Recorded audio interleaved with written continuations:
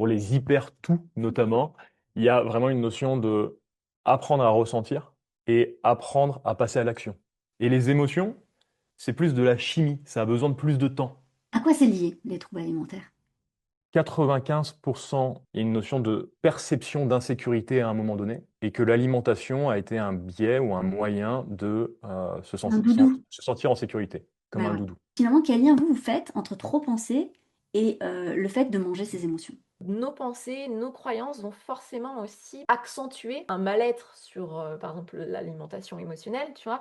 Ou à l'inverse, ça peut au contraire créer un cercle vertueux si justement tu apprends à identifier les pensées, parce que souvent elles sont inconscientes, tu te dis ça tout le temps, c'est automatique, et d'observer que: «Ah ouais, en fait, souvent je me dis ça», et Mmh. donc tiens, déjà d'en prendre conscience, ça veut pas dire que ça va changer déjà du tout au tout, mais déjà ça va te permettre d'identifier les choses, parce que ça passe par là, hein. Conscientiser des automatismes pour avoir des actions dessus. Est-ce que c'est plus dur pour un hypersensible, finalement, d'avoir un rapport sain avec l'alimentation? Si la personne ne se connaît pas, je pense que c'est plus dur. Ouais, d'accord. Parce que tous tes ressentis sont exacerbés, c'est plus complexe, tu comprends pas, tu te dis que t'es pas normal. Par contre, avec l'apprentissage des sensations, de ce qui se passe, de ce qui se joue, avec la connaissance de soi qui se développe, je pense que ça devient petit à petit plus simple et une vraie force.